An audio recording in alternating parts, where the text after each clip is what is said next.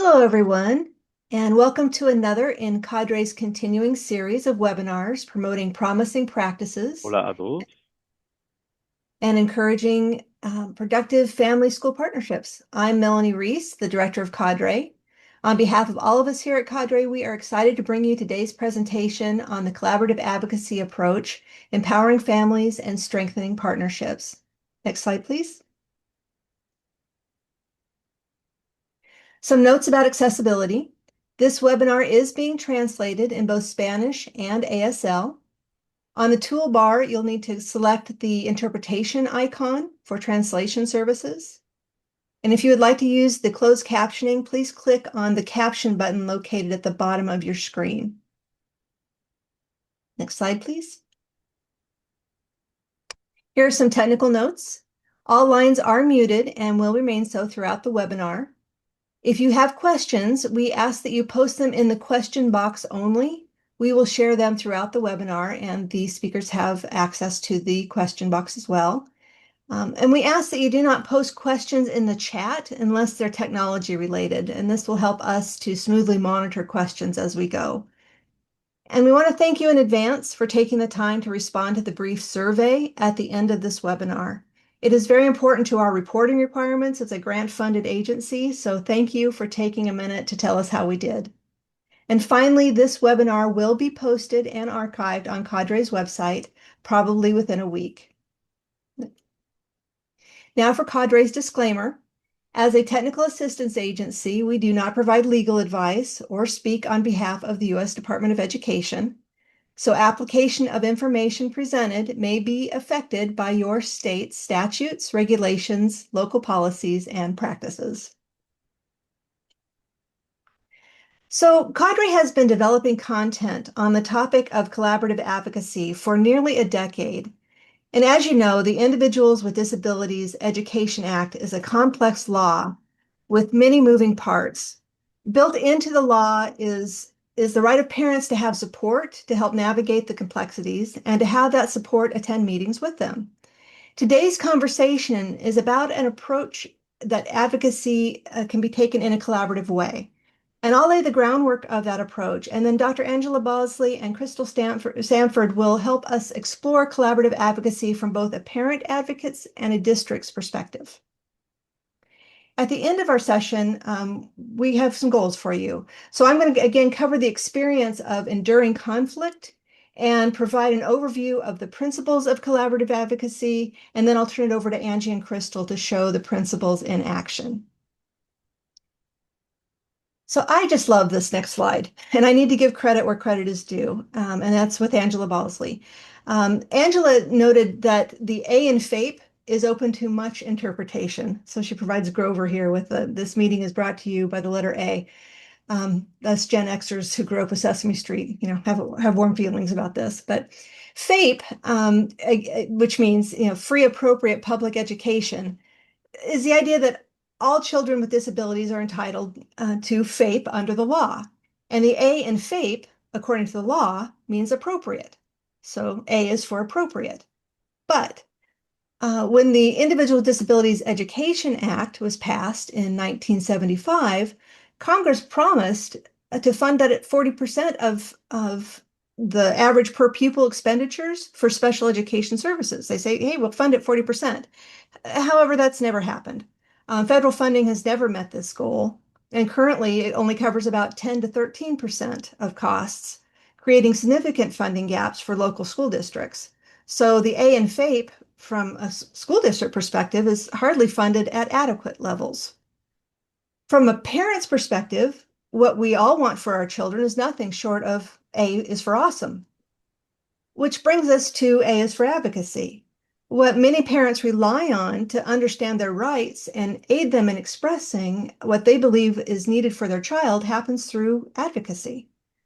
And while we know that most IEP meetings and family school partnerships are congenial, straightforward, and marked by trusting relationships, it's not surprising that with different perceptions about what the A in FAPE means, some parents seek advocates for support, particularly when there's conflict. So let's talk about conflict. Bernie Mayer who we were fortunate enough to have as a keynote at our symposium several years ago, is a great philosopher around conflict. And he speaks to this concept of enduring conflict as opposed to short-term conflict, where short-term conflict can be handled quickly, and once resolved, it's done.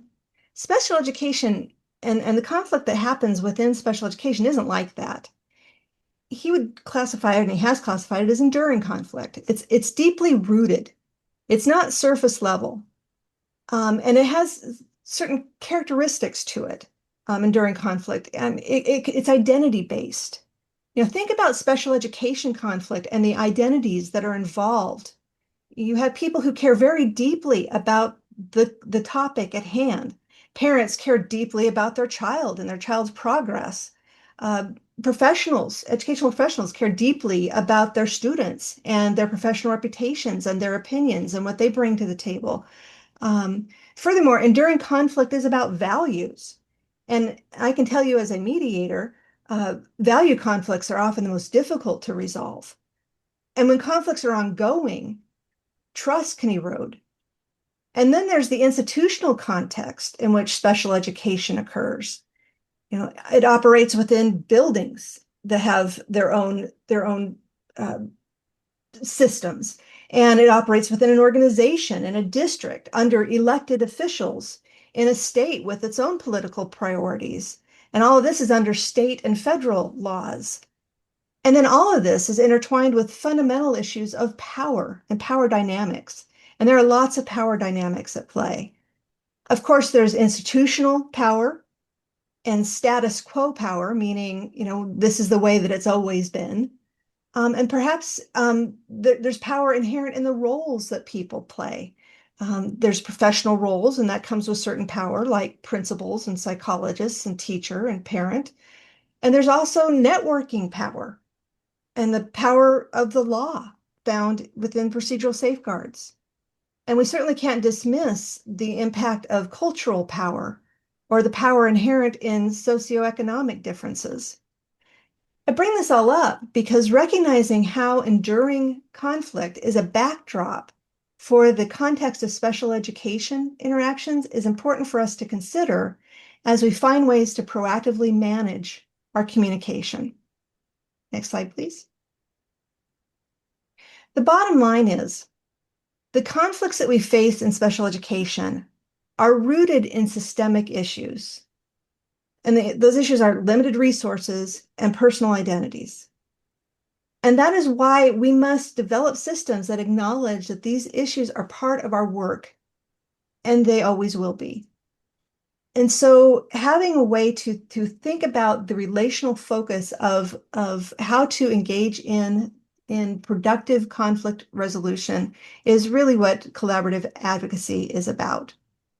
Next slide, please.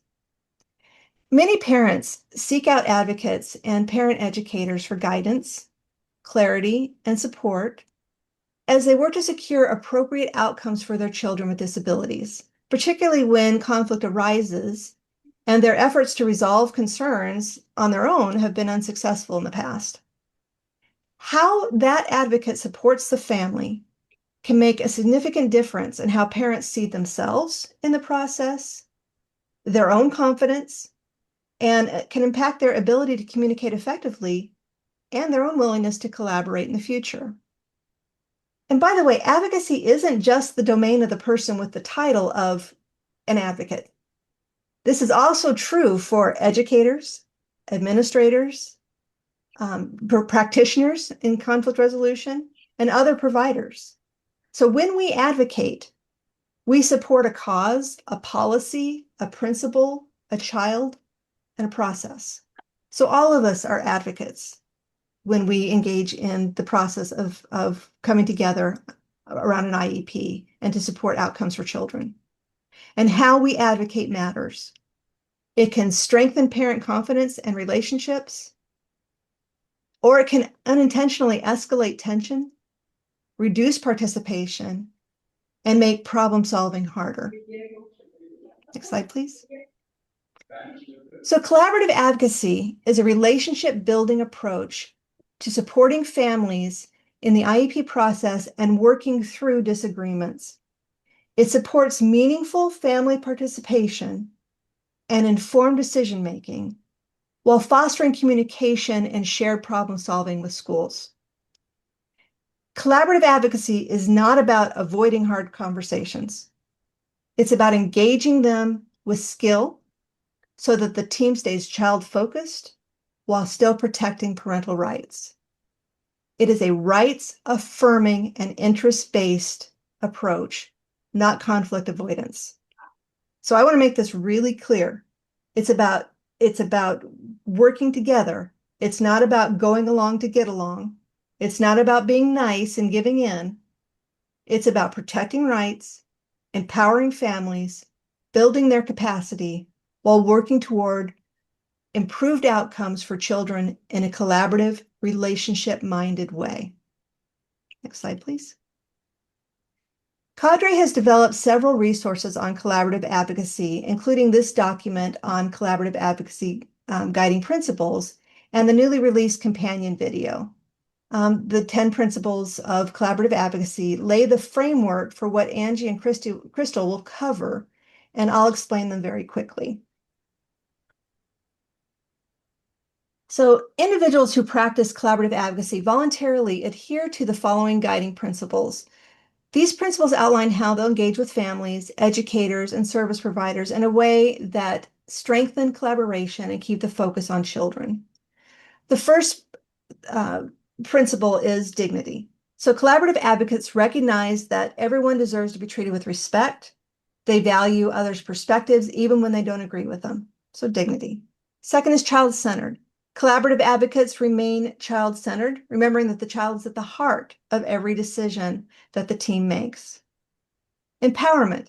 Collaborative advocates encourage meaningful parent participation and help parents engage confidently. Rather than speaking for parents, the principle requires that the collaborative advocates help parents clarify their priorities, understand their options, and find their voice. They provide accurate information so that parents can make informed decisions. Relationship building. Collaborative advocates recognize the importance of strong team relationships and work to strengthen them, recognizing that you're with this child as a district for 12 years, and you're with this, the relationships last a long time, more than just the IEP meeting. Community liaison. Collaboration. Collaborative advocates use collaboration problem solving to work through disagreements. They listen for understanding, they identify shared goals, and work through differences. Community liaison. Collaborative advocates act as a liaison to the rest of the community. They help connect families with resources to build a strong network of support. Professionalism. Collaborative advocates are professional. They stay responsive, reliable, and self-aware. They're prepared. They follow through on their communication and their commitments and remain calm even when emotions are high. They have integrity. Collaborative advocates remain honest and trustworthy. And they uphold confidentiality. Collaborative advocates protect sensitive information and ensure it is shared appropriately and respectfully. And finally, competence. Collaborative advocates stay informed about special education and early intervention procedures, regulations, and best practices to help guide parents. So those are the guiding principles of collaborative advocacy. Now that you have a foundational understanding of the collaborative advocacy principles, I'm going to turn it over to our esteemed colleagues, Dr. Angela Balsley and Crystal Sanford, to share how these principles work in practice. So to you, Angie and Crystal. Thank you, Melanie. We appreciate being here today. Hi, I'm Angie Balsley, and a quick introduction. One of the most important things to know about me is I am the goddaughter of Tim Rodino. So I was born into a family where inclusion was the norm and advocacy was at the heart of what we do. I was also a special education teacher for 9 years and a special education director for 18 years. And I've served at state and national level capacity roles. And now I'm really proud to be a senior consultant with CADRE and to have my own independent company, Unified Leadership. And my friend Crystal. Yes, very much a pleasure to be here as well. I'm Crystal Sanford, and first and foremost, I'm a parent. I'm the parent of two wonderful neurodivergent kiddos. My oldest is on the autism spectrum, and my second child is twice exceptional. I also have a sibling with developmental disabilities, and she really received her education around the cusp of federal law, IDEA becoming a law for us here in the United States. So we've had a long journey with that. My original professional role was as a speech pathologist. I have been practicing for many years now and continue that work doing speech and language assessments. And 10 years as an educational consultant, where I come alongside families and empower them through this process. And I lead my team in doing that in San Diego, California. Such a pleasure.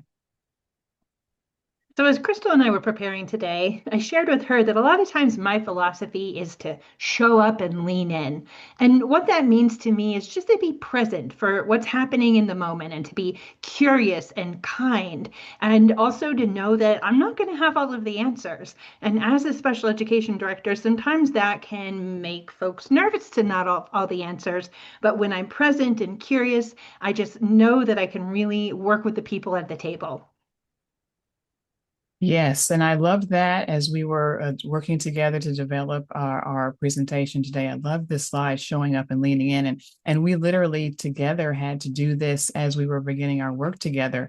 Angie really initiating the time for us to schedule and to talk about our slides and what we both want to bring to the table.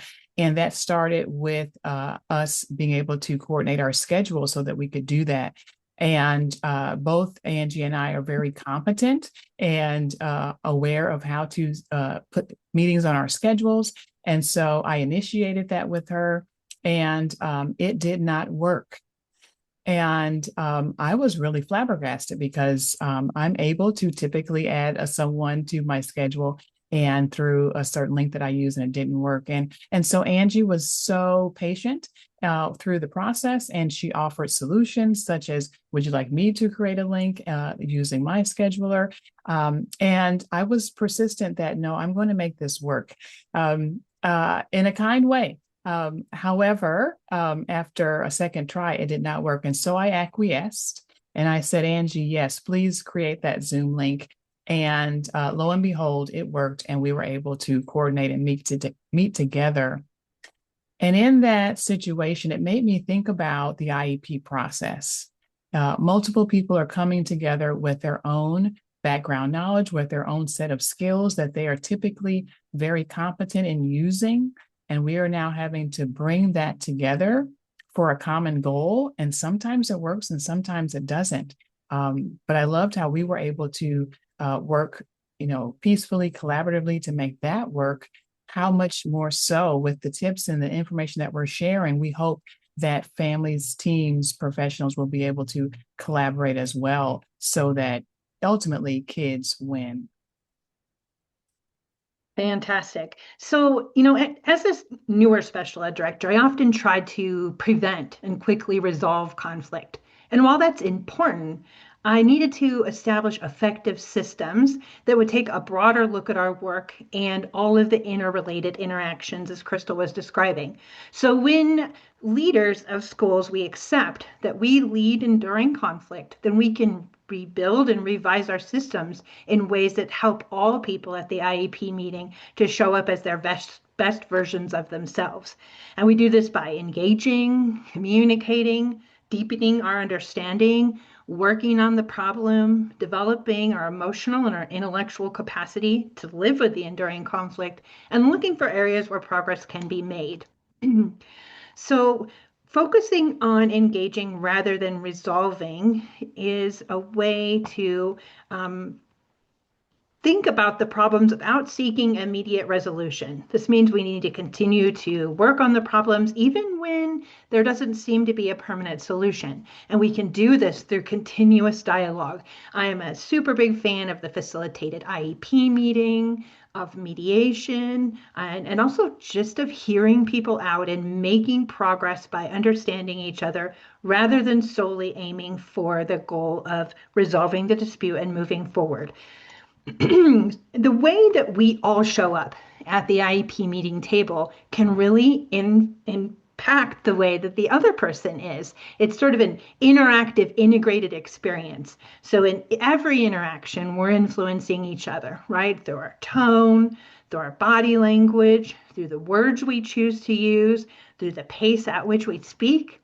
And those influence our interactions with others. Depending on who I'm interacting with, it might impact my confidence. If I'm seeing body language that looks like people aren't understanding what I'm saying, or people are using word choices, I might not feel as confident. This is true for any member of an IEP team, a parent, a teacher. How we see other people acting might impact how we communicate, and also our willingness to show up and lean in, to be actively engaged in the dialogue. So Crystal and I are going to walk through these principles of collaborative advocacy back and forth, and we're going to, as Melanie described, talk about them and how we make them happen in practice from the perspective of a school district employee and from the perspective also of a parent advocate. So let's jump in, and we're going to start with dignity. So dignity in an IEP meeting means that every person, especially the student and the family, feels valued, respected, and honored throughout the process. So in doing that, we speak about the student as a whole person. We avoid reducing them to just their disability.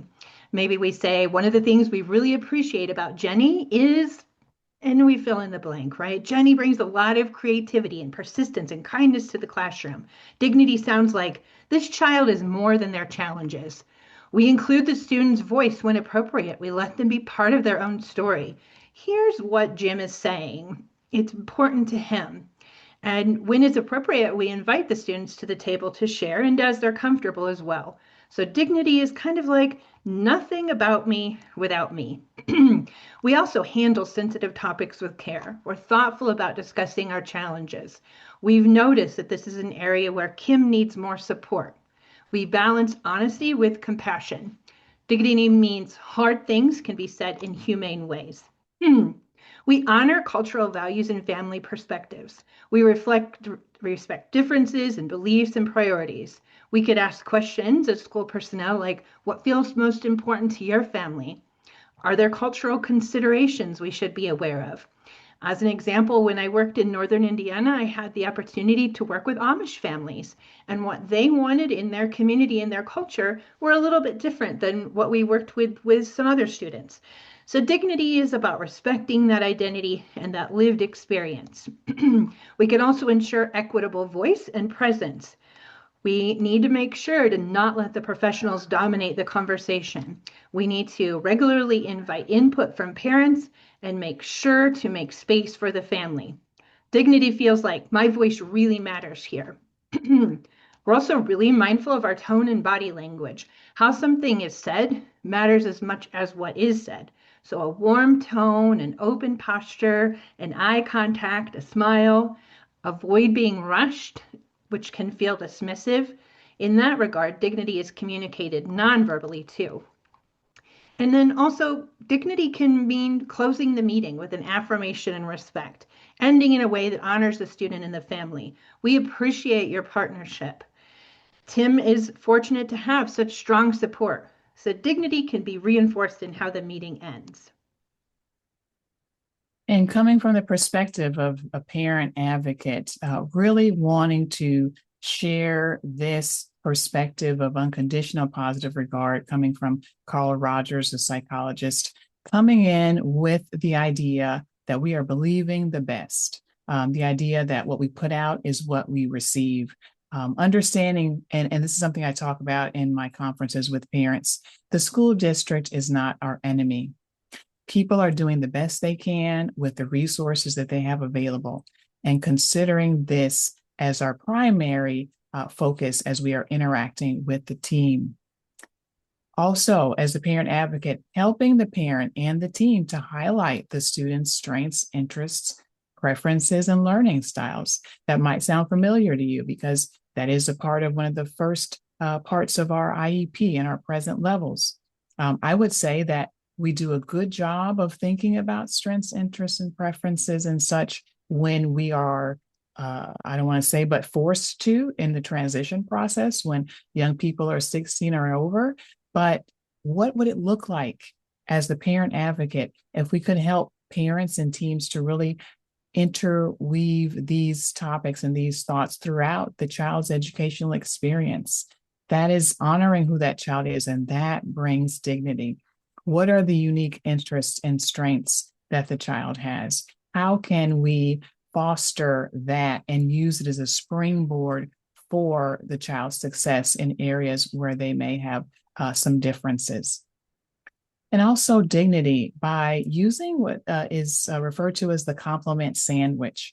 As a parent advocate, a part of your role is helping parents and modeling for parents what it looks like to offer dignity so that dignity is received. Again, that same thought of the unconditional positive regard. And so there may be times when we're in this enduring conflict where it may feel hard to find something positive to say. However, there are ways to share information in a way that is honoring and with dignity. For example, thank you for your attempts in educating my child in this area. That is the beginning of the sandwich. And then the part that may be harder, shared in a positive way. Here is what I'm really struggling with, ... And then the other part of that sandwich coming along with, but I believe we can find a way to collaboratively work through this so that Angelica is most successful. This way of approaching conflict can really honor dignity and bring dignity into the situation. Angie, there is a question in the Q&A about what was helpful when working with Amish families. Yeah, appreciate you bringing that up. Thank you. And Crystal, I was going to say that I love that you talked about doing the best with what people have. And that was my experience with the Amish families is I needed to understand what they wanted for their children and what life after high school looked like in their community, where I was coming in and trying to persuade for transition experiences for integration into kind of a mainstreamed English society. I really needed to protect the dignity of the family and respect what they wanted. And a lot of times that meant sort of engaging around the house or in the community or on the farm that they are working on. So yeah, that was that example. So then let's think about taking that dignity and focusing on the conversations on the child and being child-centered. Crystal, would you like to start with this one? I would, and I encourage the parent advocates here to really help set the stage for this idea of the IEP process being child-centered. Encourage parents to be a student of their child. This is something that is so powerful. Observing, watching, observing. Sometimes, especially if you have children who have unique needs, maybe they have limited verbal skills or significant other factors, it may be harder, but not impossible, to identify what these strengths, interests, preferences are. And so encouraging families and teams to be students of the child, to wonder, to question, to observe. What are the things that the student leans into consistently? What are the patterns? Let's use that information to help guide us in the IEP process. Also using a variety of modalities to hear the child's voice. Angie shared about this, making sure that the student's voice is heard and seen in the IEP process. What does it look like for the child to be an active participant? Maybe it is that they use their AAC device and we're giving them space to be able to communicate there. Maybe we're giving them some scripts or co-working together to build some scripts that they could communicate using their AAC and be a part of the IEP meeting or experience. Maybe it's student surveys or surveys that the child can complete, be they pictorial or written. Every age and every stage, a student can participate and share their voice. Maybe it's observations, conversations, or a myriad of these. And considering how the goals, the accommodations, all of the supports that the student has, how does that align with their unique needs? We know this is a part of federal law that the student supports are really aligned specifically with what a student needs. As a parent advocate, we are helping teams to craft IEPs that are individualized, that are specific to students. It may be that it takes more time to craft that because every student is unique, and more we're seeing students who have more complex needs. But let's give space, let's take the time to craft IEPs and goals and accommodations that really are specific to students' unique needs. And if we've observed, if we've heard from students, then it will be just that much more easier to be able to craft the IEP aligned specifically to them. And then, as parent advocates, asking parents to potentially, as you're working with them, share a video with them. This is something that became really important. And we realized as we began to grow the company and work more with families, we hear the voice of the parent, but it is so much more powerful when you, as a parent advocate sitting at that table, has also had an experience with the child. Everyone else at that table has had an experience with the child, be it the teacher, the speech pathologist, the parent. As the parent advocate, I encourage you to find a space to have an experience with the child, be it a video that you've watched, or maybe a survey, or maybe a quick minute that you've met with them in Zoom. You too want to have that personal experience, because that's going to give you more information to be able to bring forth as that child's voice to the IEP table. Oh, Crystal, I love that idea to share that so that the parent advocate gets a sense of that child. That Mhm. made me think of when I was a teacher, I taught kiddos with severe disabilities, and I wanted to share how they were doing at the IEP meeting. And so I had some video clips prepared. It was back in the days of VCRs, actually. Oh my gosh. But I I love had some video clips prepared, and the student I was working with was working on independent living skills, and he was washing the dishes. And the video started, and his mom said, "Wait, he can turn on the water?" I'm like, "Oh, honey, sit back. He's going to wash all these dishes by Yeah, himself." yeah. She didn't know, right? So I was able to bring that to the team and really kind of raise the thinking around the table on behalf of that student. I love that. Those matter so much. Being able, sometimes that's exactly it. Sometimes we are the people who the child interacts with in a way that is different, that are able to raise that bar. I love that example. Yeah, thanks. So, some from the school perspective, being child-centered, starting with the student, not the paperwork. Another one of my favorite years of IEPs as a teacher is when I use the person-centered planning process ahead of the meetings with my students first, and we drew them out and we talked about their strengths and their concerns, and then at parent-teacher conferences in the fall, I showed it with the family and we added more to it. Then in the IEP meeting, we started with that poster of that student and we talked about their goals and their needs and accommodations from there. In that meeting set, I actually didn't even use the paperwork. We walked through it talking about the child, and then I put all of the things into the text boxes and sent the parent a draft of an IEP. And in that context, it worked great. So it was really fun to start with the student, not the paperwork. Using the student's name frequently as we move throughout the process keeps the conversation personal and human. Also, anchoring everything we talk about to the impact on the child. When discussions can drift, we can gently bring it back. So, how does this support Alan's progress? What would this look like for Alan during their day? How would Alan experience this support? This really prevents the meeting from becoming adult centered or system centered.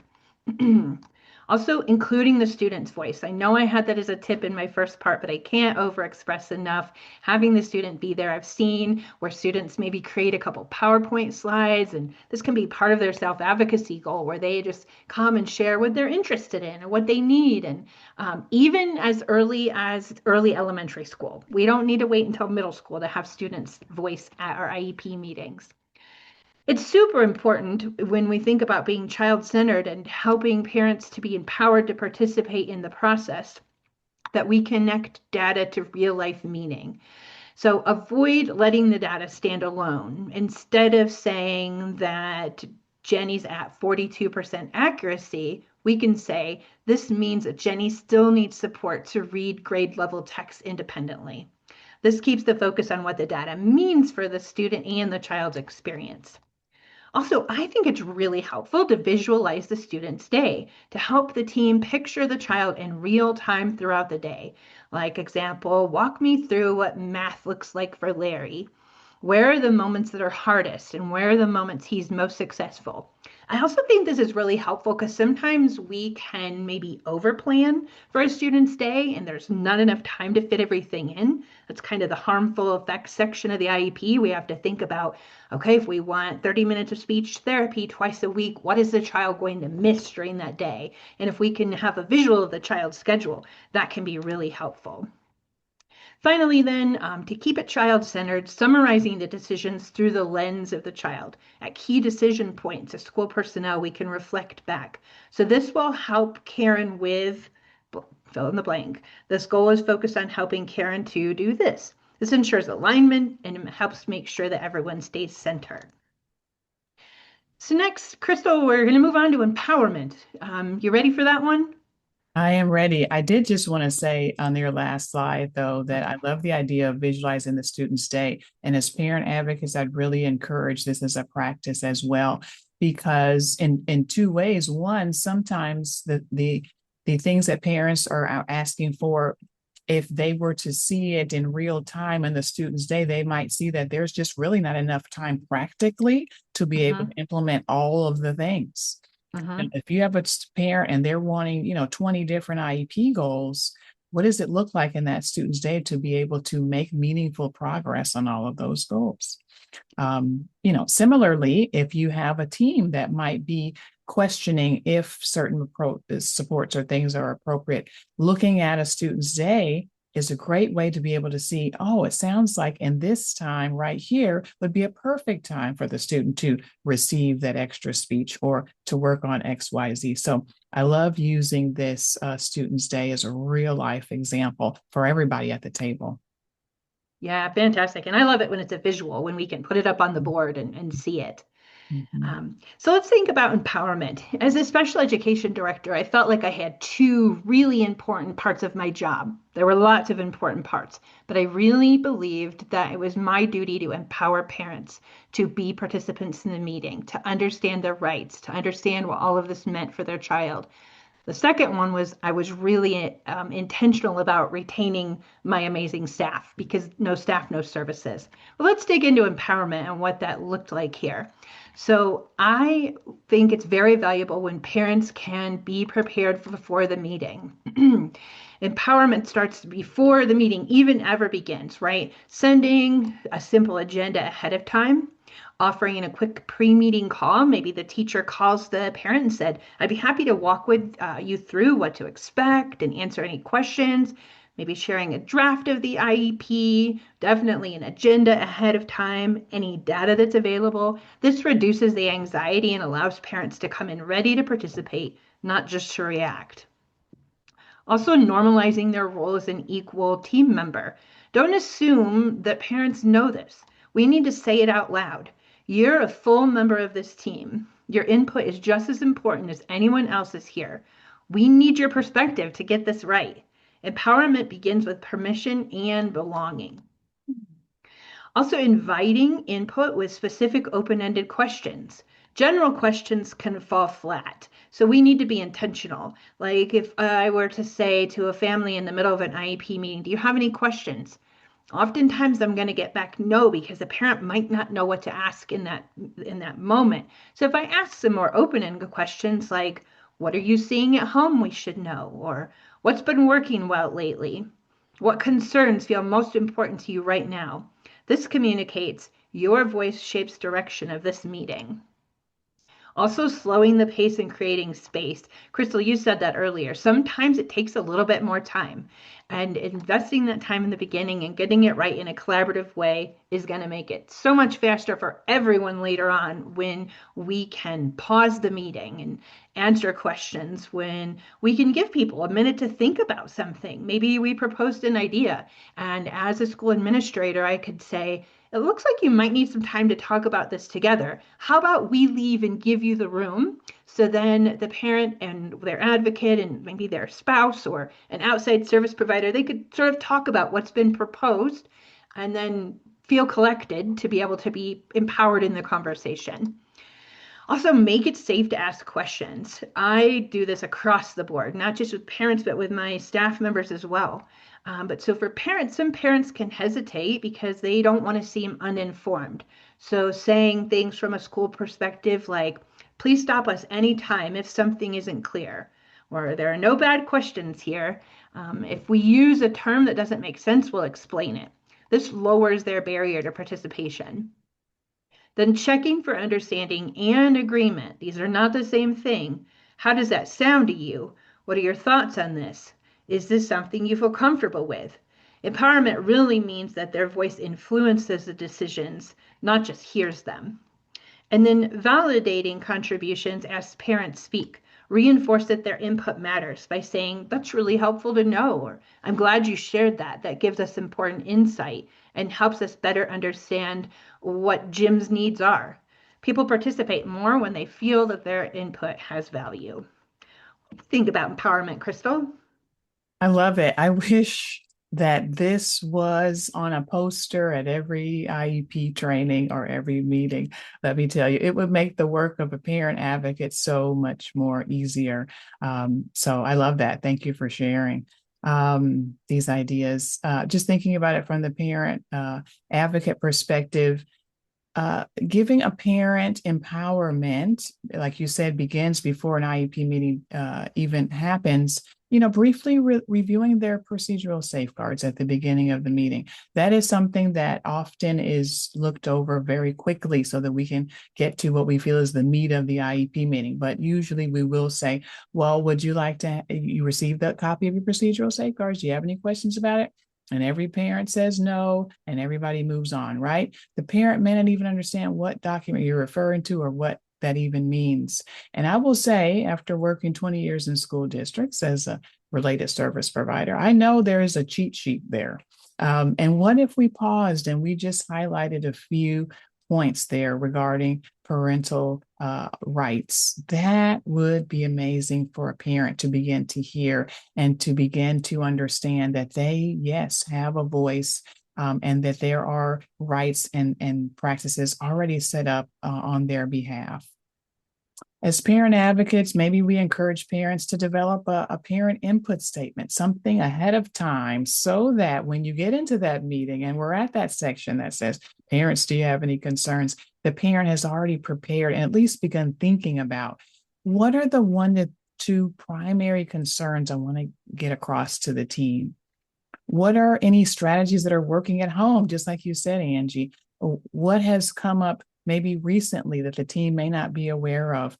What's something as simple as what's your best communication mode?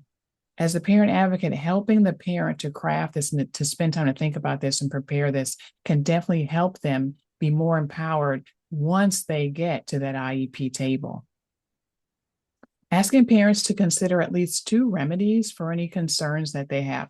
I tell parents this is so important because heaven forbid if we have to move forward with a variety of other types of ways to address your concerns. And it's not terrible. We understand it is enduring conflict. But if you end up, let's say, in mediation or in some practice of that nature, the ask is going to be, parent, what would you like to see as the resolution? Mm-hmm. And so we encourage parents to start thinking about that early on, not just problem focused, but resolution focused. What would it look like for this concern to be resolved? And thinking about multiple remedies that you would be okay with. We understand that you may be looking for one thing that is what some provider or someone said your child needs. But what would it look like? What are other options that would also meet that need and be practically something that can be implemented at school. And then lastly, depending on your state, I know in California, this is something that is possible, but requesting to audio record the IEP meeting for future reference can be helpful.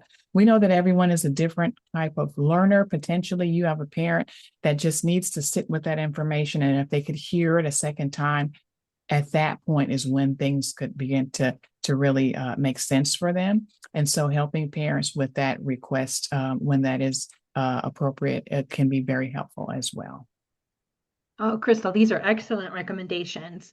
I actually have a teacher of record talking tip sheet like you were referring to that I'm happy to share with anyone if they'd like it, so that the teacher, or maybe they're a new teacher and they're not comfortable explaining parents' rights under the law. So I've given them statements that they can use in the meeting to help summarize the rights to begin with. I love that you mentioned that. Also coming with some ideas of how they want the solution to come about. Because as an administrator, that would always be my question. I would listen to the concern, and then I would often say, and what does this look like when it's resolved to you? Mm-hmm. So being prepared for that, that's fantastic. Let's talk about collaboration, Crystal. And oh yeah, how about you go first on this one? All right, sounds good.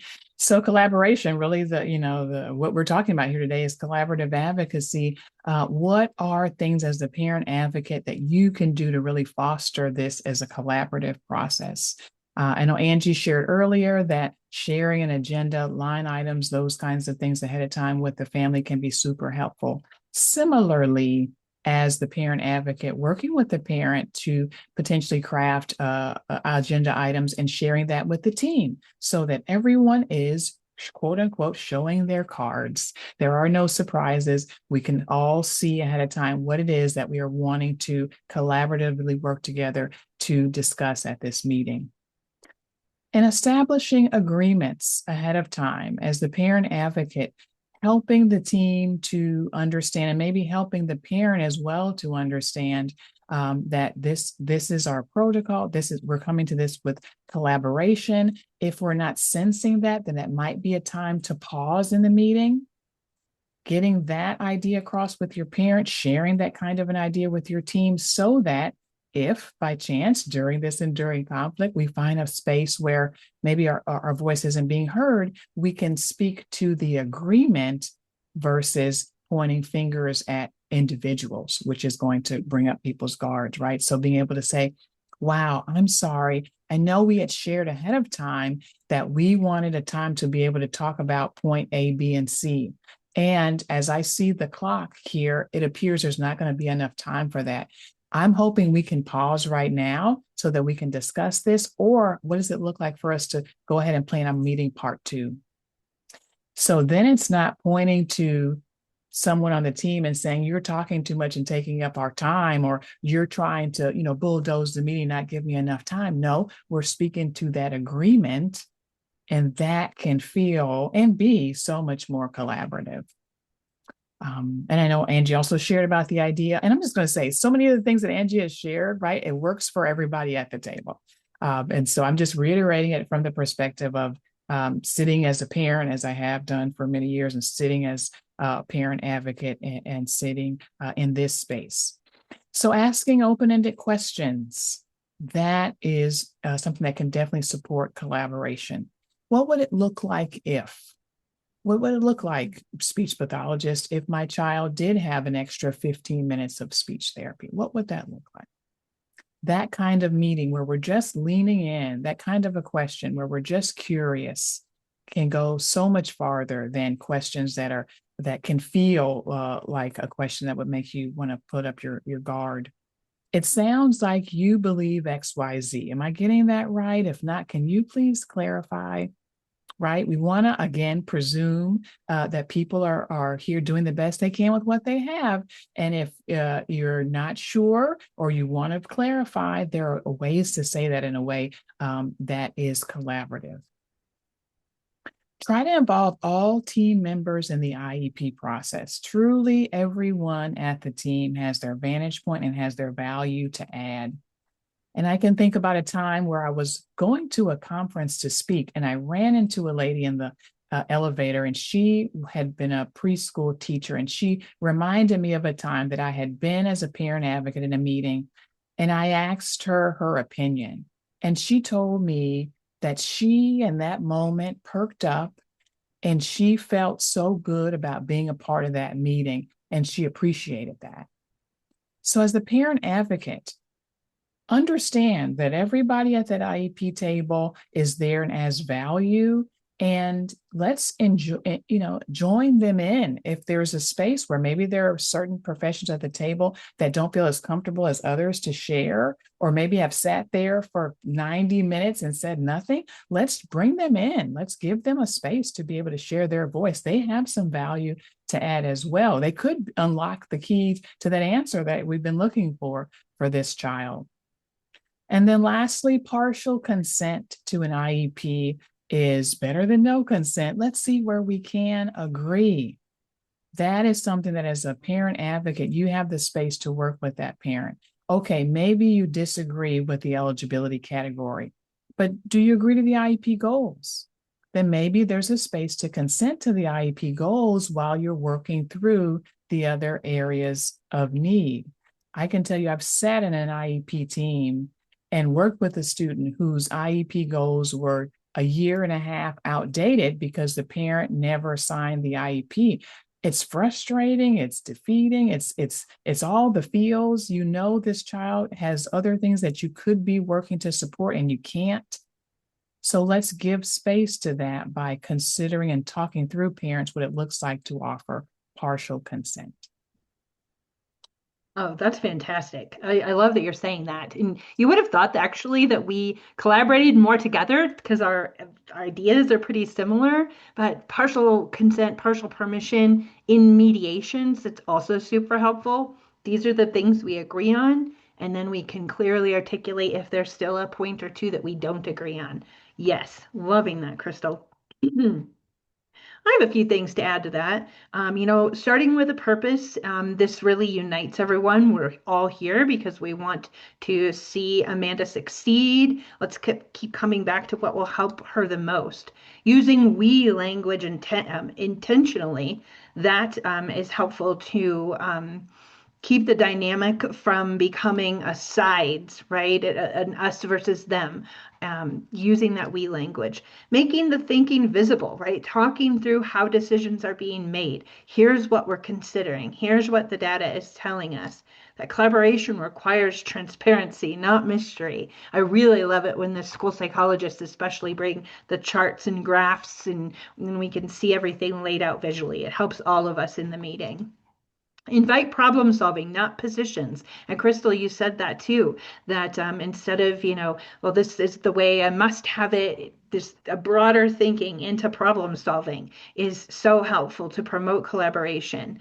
It can sound like, let's figure this out. Let's not defend this, right? So that can help in our ideas. We can also build on each other's ideas. I love when other members of the IEP team bring up, like, could we at least consider? Maybe we could start here. We can build on those ideas. Collaboration is additive, not competitive. We can also use pauses to think together. We don't need to rush to fill the silence. We can ask questions like, what options are we missing? Collaboration just needs that space for shared thinking. We can also name and navigate disagreement openly. Avoiding it shuts collaboration down. It sounds like we see this as differently. Can we talk through that? Or what feels most important to each of us here? Collaboration isn't about the absence of disagreement. It's really about how it's handled. And I can't express that enough. The using the collaborative advocacy as opposed to getting defensive and in positions that can just go south really quickly, which is why I love that we're sharing all of these here. So anything you want to add about collaboration, Crystal, before we move on to relationship building? I love the idea of building on each other's ideas. And that's again why I encourage us to consider, as parent advocates, to have parents consider what solutions they'd like to see, because maybe someone else on the team has something to add to that. And maybe, putting those ideas together can really come together to bring forth something really unique and specific and important for a student.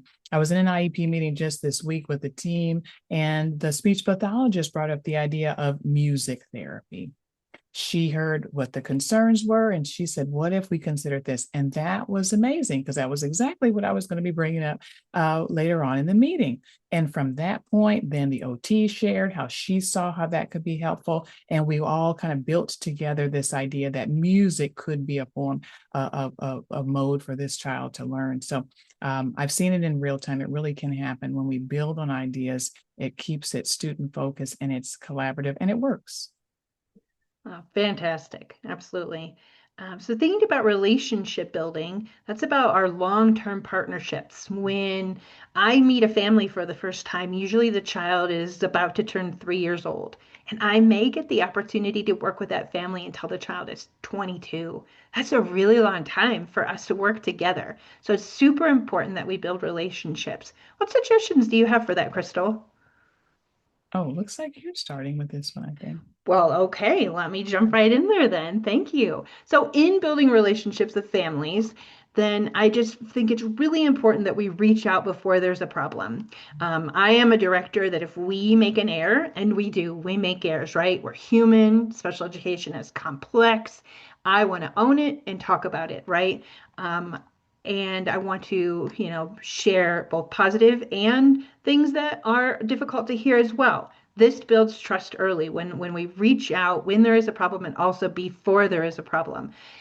It also tells our parents, we see their child as more than challenges. When we can call home and say, oh my goodness, I got to see Dustin in art class today, and they were working on this, describe the project, and it was really cool. That just really helps to build that relationship. Also, learning about the family, just not just about the student, showing interest in who the family is. Is there anything you'd like us to know about your family or your child outside of school? Maybe they're a family that's really into soccer or music, and whatever their interests are. It's good to know the family as a whole. That relationship then can grow when families feel known, not just involved. Also, being consistent and predictable in our communication, that builds trust. And when we are reliable, sending updates at regular intervals, even brief ones, right? Following through when we say we will, like I'll check into that next Friday and then actually do it. And insider tip here, I have to put it on my calendar. If I say I'm going to do something, it has to get on my calendar, because I want people to know they can count on me. I like to use a strengths first approach, making sure that the positives are part of the story, like your sandwich analogy, Crystal. One thing that's going really well now is, and we've seen growth in this area, this really balances the narrative and builds credibility. Also, responding with empathy, especially in tough moments. As a director, I wrote a series of articles about empathy in the process of raising a child with a disability, and the grieving cycles that can come up throughout that life, the whole lifespan of that child. So when we respond with empathy in tough moments, we can say things like, I can hear how frustrating this has been. Or thank you for telling me. That helps me understand better. This builds that emotional trust and safety. The fact that parents will hopefully know that I'll listen to them and not just dismiss them. Following up after the meeting or the concern is crucially important. It shows we're invested beyond compliance. And then owning our mistakes and repairing them quickly. Trust is not about perfection, it is about repair. I could say things like, I realized I could have communicated better. Sorry for the confusion. Let's make sure we're on the same page. That really strengthens the relationship rather than damaging them. Oh, I love those points. They were also important to that long term. And I think sometimes we forget that long term relationship that we're building here. And as parent advocates, we are one part of that parent support team. That's actually language that I use when, and I've taught my team as well to use, that we are a part of the parent support team. There may be other therapists, professionals in the community that work with the student, but we are members of this team providing support while pointing the relationship towards the parent and the school and fostering that in a positive way. I'd really discourage parent advocates from taking over that relationship, and I don't want to say being the go-between and modeling is excellent. But when you are the one that the team is emailing, when you are the one that the team is directing questions to, then that's building a relationship with the wrong person. Because ideally, our goal is, and it's, I think, saying this somewhere later, is to work ourselves out of a job. As parent advocates, our goal is to help this parent find their voice, help this team collaborate with this parent, and eventually, to the degree that we don't have a need to be there. So consider that as your role in this process, as you're helping parents build their relationship. Give space for collaboration, allowing the parent to speak for themselves. And as a parent advocate, you may have a parent, and I've had this happen many times, if the parent is maybe newer in the process, or frustrated, or they don't want to appear to be that parent. I've heard that. And so they're not sure. And so they would rather you speak on their behalf. But I think it's so important for us to share with that parent that you are the expert in your child. You have a voice that matters, and we're going to work collaboratively together. And I'm going to show you what that looks like, but I'm always going to point the conversation to you because you are the parent. Following up when you work with parents, with bullet point information, helping parents when they share their information with teams to be concise. I know that there are times when parents have so much to say, and they may write that email to the team at 10 o'clock at night when they're thinking about all these things. And that can be daunting to receive. It can feel all the feels as the school team, and it could feel something less than collaborative. So as the parent advocate, maybe they're sending the email to you first, and then you're helping them to pare that down to the most crucial points that need to be shared, putting it in a bullet form, putting it in a format that is easier to swallow. And being solutions focused, we've talked about that so much today, and here it is, actually working yourself out of the job, helping the team to maybe consider solutions that either you've come up with as a parent, you come up with, that the team has, working together, and then eventually in a space where the parent can do that confidently. And I talk about letting the parents fly like the baby bird out of the nest and going on and advocating for themselves and their child. Crystal, I love how you talk about that importance of the parent owning their space in the work, and you're supporting them to do that. I think about that as being a school administrator as well. This family is going to have this person that may be dependent on them for the rest of their lives, and they're going to need to navigate the adult disability space, which can be actually even more complex than the school space. And so teaching them how to show up in those relationships.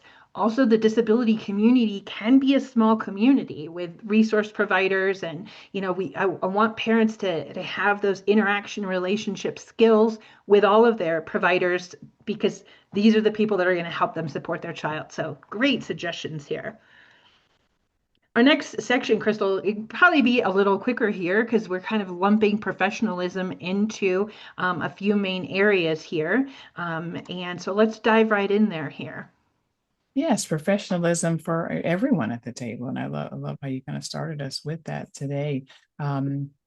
As we all bring a value to this IEP experience. As an advocate, as a parent advocate, confirming something as simple as confirming your formatting for note-taking so that you can be fully present, while engaging and taking notes that will be supportive for the family. That's something you don't want to figure out in the middle of the IEP meeting. I'd encourage you to do maybe some trial and error outside of that so that you show up prepared and professional as you support that parent. And I love this. Angie shared this earlier. There could be a time when a conflict occurs to the degree that it would be beneficial to step aside for a while. Encourage the parents to do that. Maybe it's taking a brief chat. Maybe it's encouraging parents to step out of the room and debrief and just kind of breathe. And that's okay. That is very supportive for the family and for everybody and as we are negotiating through this process. As you would want for everybody on the IEP team, arrive to your meetings early, prompt, give space for what ifs, such as traffic and all the things that could occur. As the parent advocate, the last thing a parent wants is to have to walk into that experience alone, right? Without you there. So you don't want to be the person that ever ends up showing up late. So give space for that. So, some of these simple things I know we're sharing, but is related to professionalism. Helping parents consider if an in-person meeting is more appropriate for them versus a virtual meeting. It could be that the parent is able to show up in a way for them that they just aren't able to do in person, maybe because of anxiety or because of other factors. And so it's okay to ask for a virtual meeting if that is what's going to help in that context. And then acknowledging parent concerns. Similarly, we want this. I tell my team all the time, think about this from the team's other perspectives of everybody on that team. And we are to do our work accordingly, right? And so acknowledge the parents' concerns. We want the team to acknowledge our concerns so that they are heard. We, as the parent advocates, need to acknowledge parents' concerns as well. And that's as simple as setting up a policy that I respond to emails during, as an example, within 48 business hours, right? And so that parent knows you heard them and you will come back with a thoughtful response in a timely manner. Oh, well, excellent suggestions. Yeah. Sorry to interrupt you, Crystal. No, I was going to say, just thinking about some of these real practical things from the school perspective. Yeah, absolutely. So again, coming prepared and organized, just like you talked about, being really clear and accurate and honest, so that folks trust what we're saying, maintaining our composure in difficult moments. As we talked about earlier, that this can be an emotional experience for everyone, that the identities that are present in enduring conflict. So keeping the tone calm and even, pausing if needed before responding. We want people to feel that it's a safe space, even when it's hard. Also, listening actively without interruption. I really love to just say, tell me what's on your mama heart. And I listen and I might ask clarifying questions, but allowing families to speak their what, the important information they have to share. Of course, using respectful and neutral language, that we can discuss anything as long as we do so professionally, and being mindful of our nonverbal communication. If I personally don't wear an eye watch because it's disruptive to me when I see people constantly looking at their wrist. And so I just try to be very present when I'm in a meeting, so that people know that I'm there for them. And then finally, handling our disagreements with respect and clarity, saying things like, I hear that this is important to you. Let's walk through options together. Professionalism means we can disagree without becoming adversarial. So looking at our time, Crystal, I was just clicking our slides a little bit quicker. I think we should move into integrity here. And I think that I'm the first one up on the integrity. Yes. So integrity in an IEP meeting isn't about getting everything right. As I said, it's really complicated. I like to say that special education is neon sparkly gray. But as we work through that together, we've got to be honest and consistent and student centered. So being honest, even when the message is difficult, we want to avoid sugarcoating, or avoiding hard truths, right? If we say things like, we're not seeing progress we'd hoped for in this area, or this approach hasn't been as effective as we had expected. Also, aligning our words with our action. What I say matches what I do. Putting the student's needs at the forefront. Always, the child comes first, even when it's not easy. Being transparent about our limitations. And I'll tell you what, Crystal, this one's really hard as a school administrator, because the truth is we cannot deficit spend, and school districts' budgets are becoming more and more compressed. There are times when certain requests are just outside of what's available. And so talking about limitations and how we can work creatively through them. Also, acknowledging our mistakes openly. That wasn't implemented as consistently as it should have been. Integrity is strengthened through our accountability. We want to avoid predetermination, keeping the process open and collaborative. Let's explore options together before we decide. We want to make sure that everyone feels that the outcome isn't decided before the conversation happens. And then finally, document and communicate accurately, ensuring that the written IEP reflects what was actually discussed. We can say things like, let's make sure this wording captures what we agreed on. Integrity means that the record matches the reality. So how about from your perspective, Crystal? I love that. So good. And this is exactly what we are wanting. We're wanting to see, and I've said this so many times, maybe in my head, but just act like you want to try. That's all we're asking for. Be honest. I love this integrity. Be transparent. Let the parent know that there are these budget considerations, because you know what the parent's thinking is you just don't want to, right? Without having any other set of knowledge, right? So I love that idea that you shared there of, being transparent, and also, like you shared, capturing all the things that were talked about in the IEP document. As IEP advocates and parent advocates, encouraging the families to also be transparent and to share information as it is appropriate in the school setting. I've had parents that have had concerns about sharing certain diagnoses or medications or outside assessments, and then things occur in the meeting, and then those things come up, and the team gets curious about, this was never shared with us. This could have supported us in working with your child, right? And so, as much as we want the team to operate with integrity and transparency, it is our responsibility to do the same. As parent advocates, touching base with families when you yourself are experiencing maybe some unforeseen circumstances, not ghosting a parent, but letting them know, XYZ has happened in my own life, and as a result, I'm not going to be able to respond to that email like I typically would, but here is my plan for making that up or resolving it. Everybody in every part of that relationship demonstrating transparency.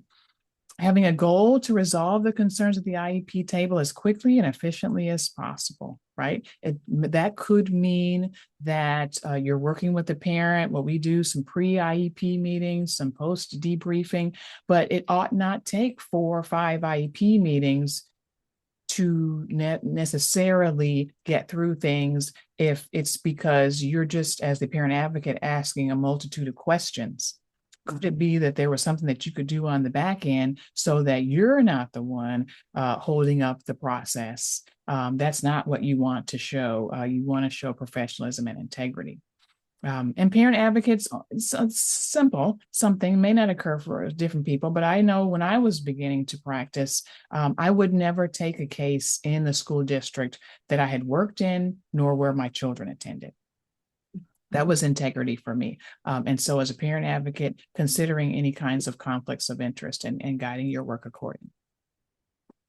Great suggestions. Thinking about competence too, what does that look like from a parent advocate perspective? Yeah, definitely. It could be that, not every parent is the parent that you're going to work with and do your most excellent work. So maybe you're considering building a specific skill set and really niching down and providing support that way. And I know that there are advocates that say that they can support any family, and yes, likely that's true. But in our example, we support families who have autistic children. That is what we do. That is what we live as parents personally. And that is where we have the most level of expertise. And so we may send another case out that has a parent with a child with different needs to a different advocate who has different expertise. I know a great advocate, and she loves cases where there is dyslexia and challenges around reading. And so I'm not going to take that case because I know I'm not going to do my most excellent work, but I'm going to send it to someone who can. And also, we have to really be careful as parent advocates. We are non-attorney advocates. Use that language, put it in your email signature. Too many have gotten in trouble because they have attempted to interpret the law in a way that makes them appear to be practicing law. You don't want to get yourself caught up in that as a parent advocate. So connect parents with special education attorneys. Know some in your community that you can refer out to, that you yourself can continue to learn from. I love taking webinars and have great relationships with special education attorneys here in our area. staying abreast of best practices in special education, which is ever evolving, and also requesting data and helping parents and teams make data-driven decisions, not personal anecdotal decisions, but data-driven. That is perfect because my next slide talks about clearly explaining the data. That's what competence looks like for school personnel. Connecting the needs and goals of services, really explaining why something is happening, not just what, but why. We're recommending this because of research and experience shows us it helps this child with da da da, right? It's not random, it's intentional. Describing what supports will actually look like, making it real. This will look like 20 minutes of targeted reading in a small group. The teacher will provide blank during independent work time. This helps the family to picture what's happening. Answering questions clearly and honestly, even when we don't know. Maybe saying, that's a great question, and here's what I can tell you, or I don't have that answer right now, but I'll find out and follow up. And then anticipating common questions or concern. This shows foresight. You can say to a parent, you might be wondering how this will work during testing. Competence shows I've thought this through. A common concern as to how this fits in the schedule, right? And then collaborating across roles effectively, showing that the team is coordinated. From a speech language pathologist perspective, we're working on blank, which connects to classroom goals by da da da da, right? We've aligned our approaches as Kim gets consistency across settings. This looks like a cohesive team, not isolated efforts. So as we're nearing the end of our time here, Crystal, let's talk about confidentiality because sensitive information needs to be protected, right? And I'll jump in there. In a school setting, confidentiality, we're going to use respectful and neutral language. We're going to be mindful of the physical environment. Who can hear around us is, when we lower our voices, when we're discussing sensitive information. Also clarifying how information will be shared. Here's who will have access to the information. This builds on trust. There's no surprises about who knows what. Also avoiding side conversations during or after the meeting, protecting information beyond the formal setting and keeping the conversations limited to the people who have an educational need to know. Very important. Asking permission before sharing sensitive details from families. Maybe there's a reason that someone in the cafeteria needs to know about this condition and asking the family permission to do that. Also, we need to be really careful with our digital communications. Protect confidentiality in our email systems, send information through secure platforms, and avoid including unnecessary identifying information. And then also avoiding discussing other students. That can be tricky in schools because students have peer relations, but it's really important that we stick to the child that we're there to talk about and not talk about other children. What would you add about confidentiality, Crystal? One thing I have to say about confidentiality, and just because I read an article about it yesterday, I think we'd be remiss if we didn't just tag on here the idea of AI. Mm-hmm. I'd been in an IEP meeting recently, and the administrator chose to use AI, and we agreed to be able to help support the note taking so she could be fully present. However, that doesn't look like copying, pasting directly from AI notes into the IEP document as if it's accurate. Mm-hmm. And the idea of what AI platforms are being used, because we know that certain platforms, especially if they are free, are putting potentially really sensitive student information out into the atmosphere, but out into the digital world. And we have to really be really cautious about that. That's a great point. And I do want to say, while you're talking about AI, Crystal, we could probably have another webinar on that. CADRE just released a really great piece about AI and parents and using it in their role for preparing for IEP meetings. Yes. Yeah. So similarly, everyone at that and the IEP table as well, parents considering what information you share there as well. So yeah, really quickly, just adding on to all the great information that Angie shared, as the parent advocate, securing a release of information at the beginning of your relationship with the parent, that can be very powerful so that you can continue to participate and engage potentially in be it written communication or any communication about the student, but in a way that the team is aware that that information is protected, that relationship has already been established between you and the parent. refraining from discussing the really sensitive health information of the child with only those who need to be aware of it, as you shared, really protecting through HIPAA, refraining from sharing sensitive information with the child present. Oh, this is Mhm. a pet peeve of mine. Me too. Now, as a parent advocate, I think we have that space where sometimes we're connecting with the parent and the child is there in the room or in the background. Oh, that I really think twice about the information I'm sharing when the child is in a room. We want to go back to what we said, really being child centered and honoring them. And what is it that they need to hear, be privy to, and what is it that needs to be outside of them being there? Yeah, and avoiding side conversations, just like we would want for everybody on the IEP team. Similarly, parent advocates, we ought not be having side conversations with our parents in the middle of an IEP meeting when we're all there trying to work collaboratively together. Or, like you shared, discussing other students at the IEP table.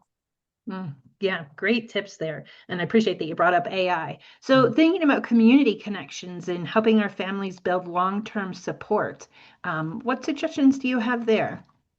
Yeah, really being familiar with what is available in your community. And every area is so different and so unique in what they have that is available, especially if we're thinking about our more rural communities and where things may be, maybe a little bit outside of where the community is. So the parent is looking to you, yes, for support and special education. But and I love this part of what I do. They may also need access to support for, food or for, job coaching for the child outside of the transition to adulthood. And so, since we're working with the parent anyway, how valuable it would be if we could have a database of resources that we could refer the parent to as these situations come up, and sharing lists of those with parents as these needs come up. Encouraging parents to bring the people that work with the child to their IEP meeting. Here in California, we have an entity called the Regional Center, and parents have a similar, like a social worker or a case manager. I encourage parents to bring that person to the team and to the meetings. They have a space to be able to speak to the child and hear what's going on, because that's going to help with some planning of resources outside of the school day so that they're consistent and there's generalization there. Connecting families, I also appreciate this with district-led opportunities. There are some districts out there doing great things, coffee talks with parents and things of that nature. Being aware of those things that are happening in the districts around you so that you can point parents to that. Again, this is not us versus them. This is all of us working together collaboratively. And collaborating with the outside professionals as well can give you a lens as the parent advocate. Again, you don't want to be the only person at the table that is not, laid eyes on the child, has a really good sense of who the child is. And so one way to do that is talking with the private speech therapist or OT or, behavior support, people of that nature that really know that child. Excellent. And I have some very similar points here too. To expand on a couple of them, I really like to be curious, showing interest in the child's full world. What supports does the family need outside of school? What kind of fun activities is the kiddo participating in? And if they're not, can we get them connected with something, right? Connecting our families to resources and the outside providers with consent, obviously, that creates consistency across environment. Honoring the cultural and family context, recognizing that the family brings their own values and experiences, just like we talked about with enduring conflict, and respecting that identity and context. And then using community-based examples in planning. How might this skill show up when Paul is at the store or at an activity? Thinking about this helps to think about the child outside of school too, and it keeps the learning meaningful and transferable. Transition planning, very, very important, especially for our older students, thinking about what kind of community experiences that they'll want in the future, and then recognizing and building on family networks. Families often already have support systems. Some don't, though. We can ask families, are there people or groups that have been helpful to your family? How can we align what's already working for you? This avoids reinventing the support and then honors the existing strengths. So, Crystal, I think we're near the end. We're kind of wrapping up. Why engage in the principles of collaborative advocacy? And to me, the first bullet point there, it's so important. Building the trust, strengthening that long-term relationship that we're going to have together between the parent and the school district for over 25 years, right? And then protecting the rights, keeping the focuses on the child, and it reduces that conflict, increases the collaboration. That's why I believe so deeply in these principles. What about you, Crystal? No, I would agree. I would just echo everything that you've shared here. Just the idea of trust. This is where we've seen in research that parents have seen the most success is where they have been in relationships with teams where they have felt trust. And these practices that we've shared today can help to foster that. And so, yeah, I echo everything that's shared here for sure. Fantastic. Well, we're going to turn it back to Melanie now. Crystal, thanks so much for joining in with me on this. This has been great working with you. Oh, similar, similar. I love it. I love it. Well, thank you both so much, Crystal, Angie. That was just fabulous. We have so much to gain from your examples, and we appreciate your commitment to collaborative advocacy. We couldn't have asked for two better spokespeople for this, so thank you so much. And we appreciate your leadership and your time that you took to bring your experiences to the national community. So I've put in the chat, I gotta hit enter, the link to CADRE's materials on collaborative advocacy. So feel free to find them there. Next slide, please, Angie. Crystal had put some references for you to find. We have the link to the PowerPoint, so you can find those some additional references. If you go another slide. Thank you. CADRE wanted to share this new resource to you or for you. This is a comprehensive resource that is designed to support advocates as well as parents and our staff and just basically anyone else who supports families to engage in the IEP process and resolve conflicts.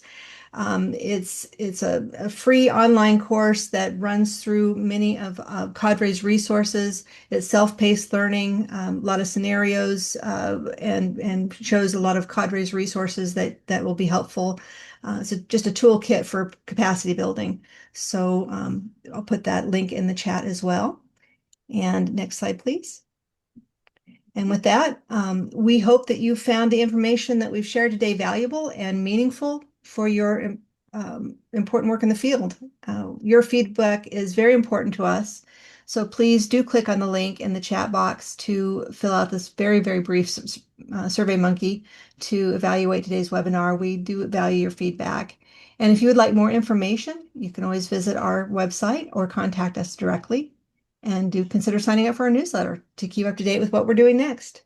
And from all of us at CADRE, we thank you for joining us today, and we wish you all a just fantastic summer.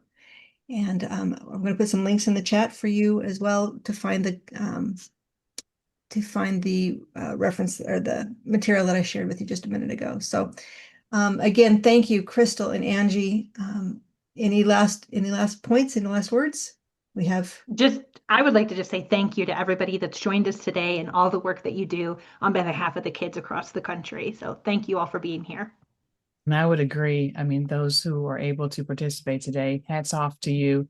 We just hope that you just have found a tool for your toolkit as you're out there advocating alongside families. And I hope that you have a wonderful summer. And thanks for being here.